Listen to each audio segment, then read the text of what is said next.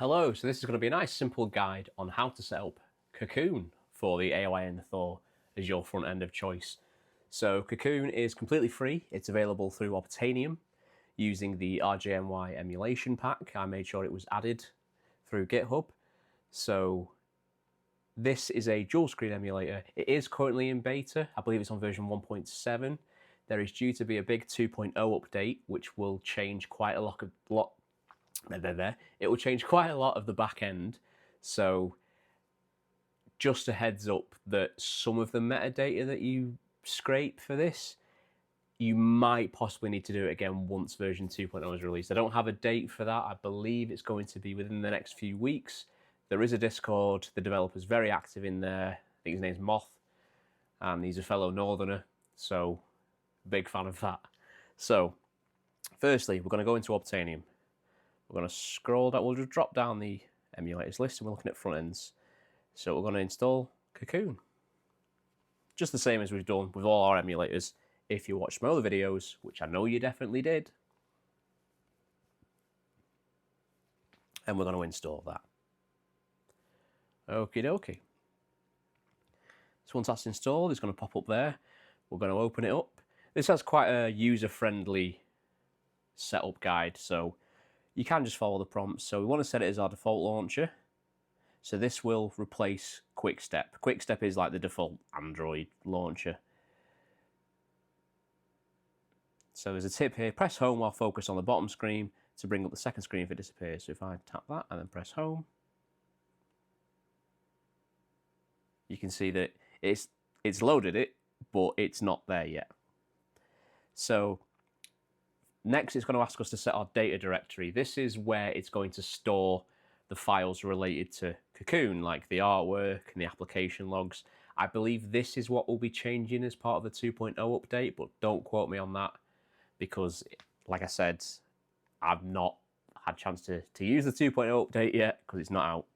So what I'll do is I'll click Select Directory, and then on my root storage, I do have a Cocoon folder here already from a previous installation, but I'm going to create a new folder just so we can see it from scratch. I'll call this one Cocoon. We like to have fun. I do. We're going to allow that. So there's our directory. Next, so there's no previous backup. Obviously, if I'd have selected the folder that I had installed, it would have found the backup and then would have saved me a lot of time rather than doing all these from scratch again. But I'm here to share knowledge. So continue. So like we did if you saw the beacon video, we need the SteamGrid API key. This is what it's going to use for getting a lot of the artwork. So I believe I should still have it stored in my clipboard. I'll blur it out so you can't steal it. No. If you need the SteamGrid API key, all you need to do is, when I can get back to my apps,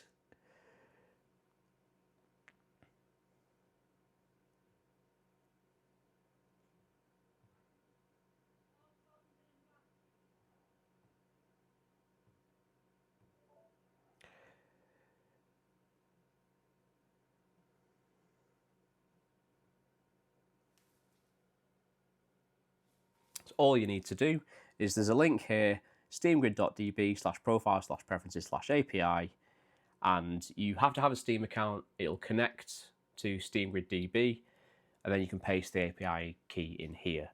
I'll blur this out so you can't steal it. Screen Scraper, this is something that I mentioned in my initial overview video. It's a French website. It's the best scraper out there.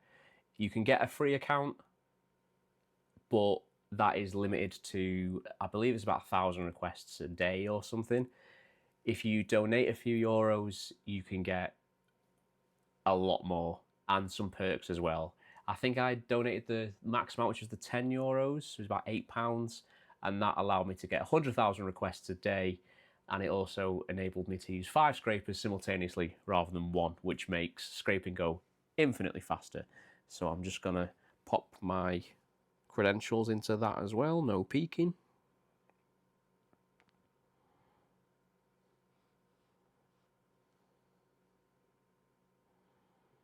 and hide that. And then also on the bottom we have retro achievements, which is another thing that I can't stop talking about. If you've seen any of my other videos, you'll probably want me to shut up about retro achievements for now, but retro achievements is something I absolutely love. So I'm going to sign into that as well.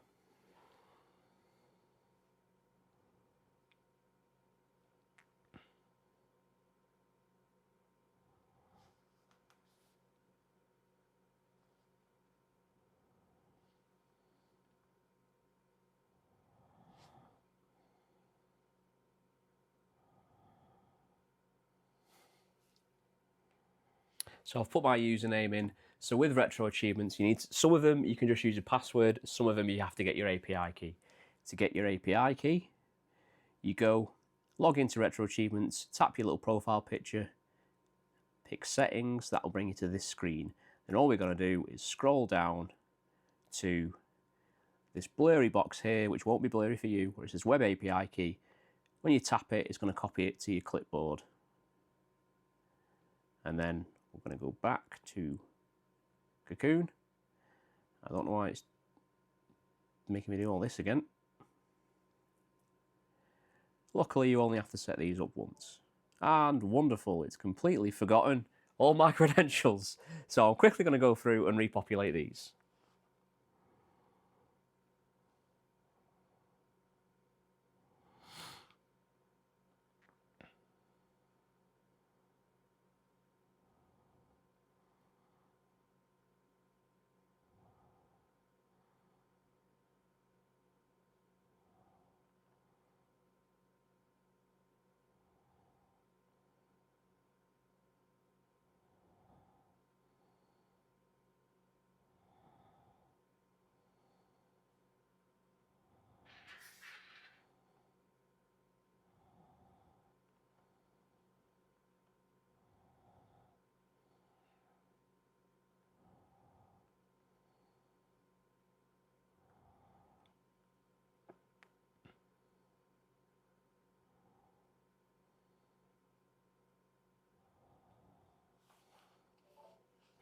And there we are. So I've just logged back into everything. I'd advise getting those API keys ready before you start the setup, so you don't have to do what I've just done. So once you've done that, you're going to come to this screen. It's going to be the platform database. So what this is going to do is going to download all the supported platforms from Cocoon. So we'll just hit download. Shouldn't take too long, probably about 30 seconds or so.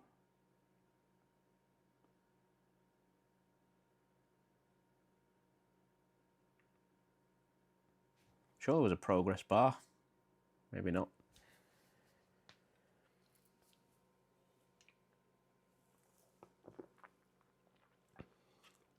There we go. So it's downloaded 111 platforms. Took about 30 seconds.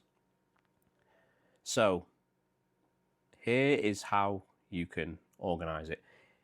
Personally, I prefer smart folders. I think to start with, use smart folders. What this will do is it will scan your ROMs folder and it will automatically pick up any games you've installed and then drop them into the relevant folder based on system.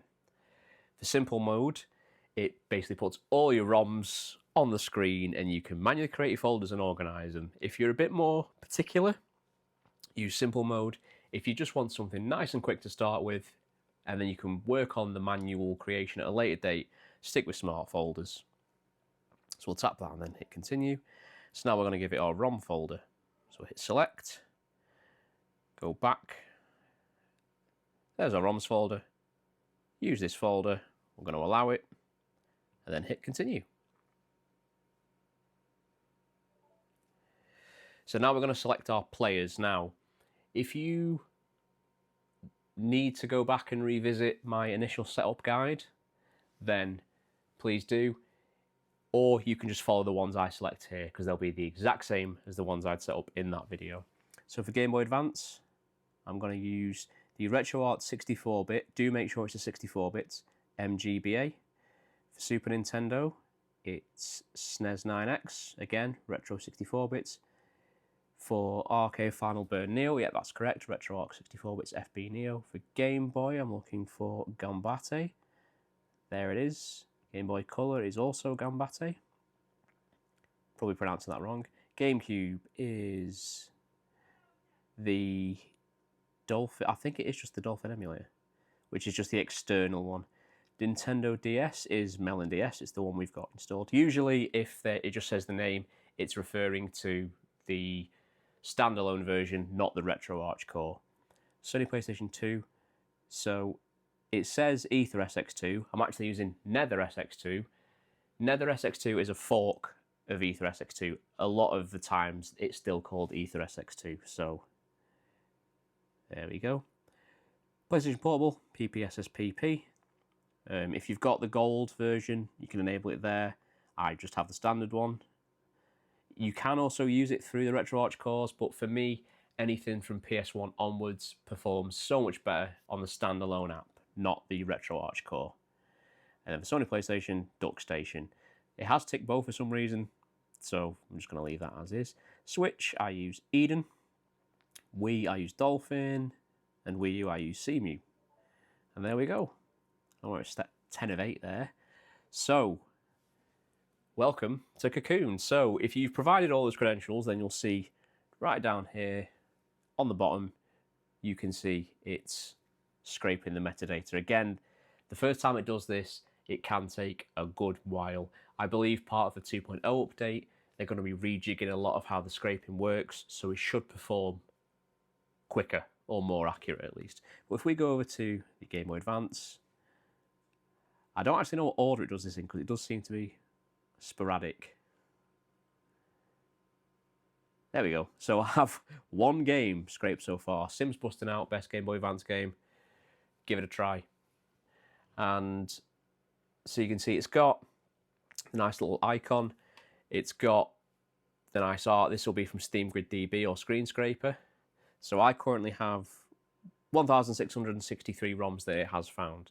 Now, I have noticed sometimes, and it is in beta, that it hasn't picked up every system that I have installed. So I'm just going to check. So I've got Game Boy Advance, I've got Super Nintendo, I've got my arcade games, Game Boy Color, GameCube, DS, not seeing 3DS, PS2, PSP, PS1, Switch, Nintendo, Wii, and Wii U. So it doesn't seem to have picked up Genesis. Or does it have N64?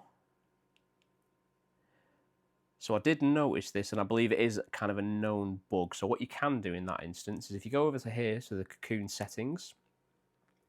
So we're going to go through, we'll have a quick look at the settings now whilst we're here. So obviously it's set as default launcher. Make sure that's ticked if you plan on using this as your main one. Full app grid screen. You could, if you prefer to have the apps show down here like it just spun to, then you can have that. I'm just going to leave it as primary. Cocoon isn't my preferred front end, but it is one that I do keep installed because I do quite like it. So it's nice to see kind of where it's up to in terms of development. So there's some backup stuff there, we don't need to touch that. For home menu, so these 4 slots here, this is where you'd set them.